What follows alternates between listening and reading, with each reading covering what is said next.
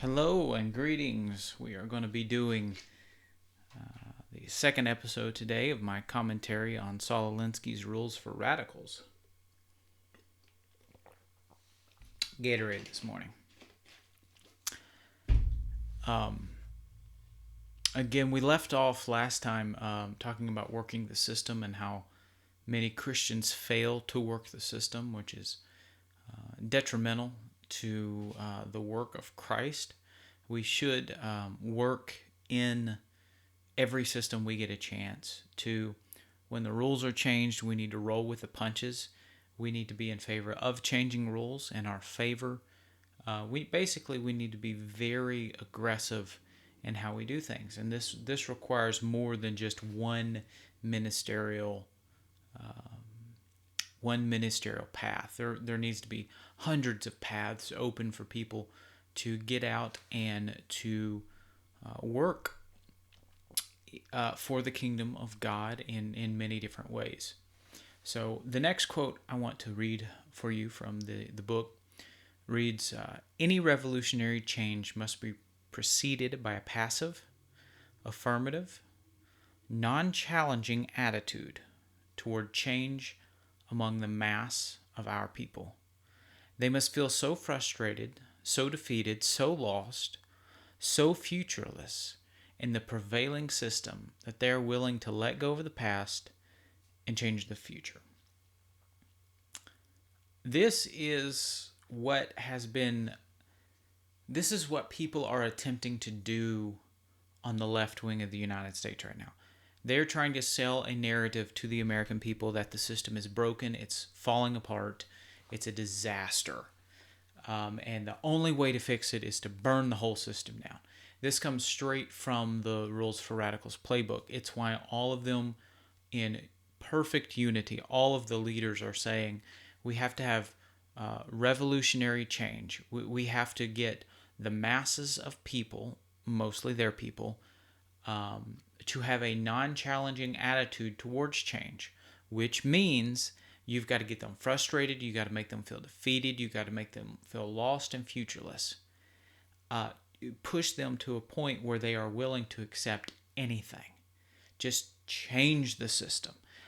This is what happens to a lot of more weaker conservatives. When the left does this, a lot of the weaker conservatives say, well, if we'll just give them what they want, everything will go away and it'll be fine and they'll be happy and we can compromise for peace.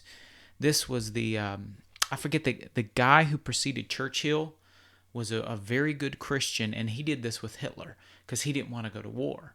And so he said, you know what we're going to do? We are going to compromise with Hitler for peace. And what you'll find in Christianity is that the adversaries of Christianity, whenever you compromise with them, you always end up having to fight a much more costly and bloody battle later. So the Christians now who are like, well, maybe if we can just capitulate and give in, then everything will be okay and they will be satisfied. The truth is, if you believe the Bible and you believe that our weapons are not carnal, they are spiritual, what you're actually saying is we can compromise with the devil and he will leave us alone. And that's not true. We're fighting against powers in high places. We are fighting things that buffer no compromise, and it's really hard to separate the individual from the spirit, the attitude that's pushing this stuff. And so a lot of times Christians want to compromise with the individual, and the individual might be willing to compromise, but the spirit, the attitude, the driving force behind not just that individual but the collective that the individual represents is a fantastic indicator that there can be no compromise. We just have to keep fighting. As Winston Churchill said, we'll fight them on the beaches, we'll fight them on the streets. We will never give up.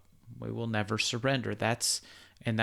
I know I butchered Churchill's quote there, but it's very, very important for us to remember.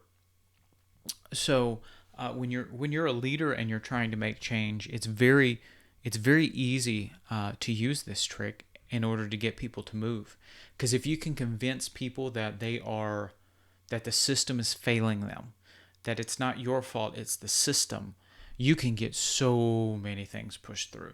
Everything's falling apart right now. All we have to do is we can change it. And you don't even have to specify the change that you want to make. You just have to specify that a change needs to be made and that you as a leader will know what to do. And you can listen compassionately to their points. This happens in leadership all the time, everywhere. Everybody uses it. They even use this in the religious and the secular world. It's very, very dangerous because what you're doing is you're proposing a change without a testable hypothesis of what you want to do. But it can be useful for Christians. The good thing about Christians right now is that the system is actually beginning to fail us for the first time, and that the angst that Christians feel is legitimate.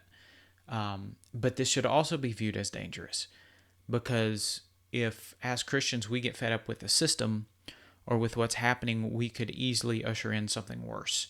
You remember this, the law of entropy. I believe it basically, things go from a more ordered state to a less ordered state, and it takes a lot of work to order things.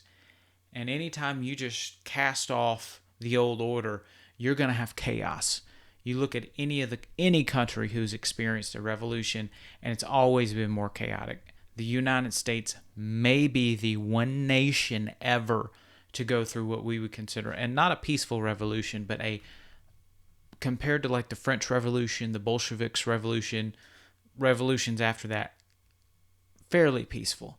I think 2,000 or so. I need to get the exact numbers of the casualties that were in the United States, but not many. And it was kind of like Great Britain sort of just lost its will to fight. They were in battles in more important areas, but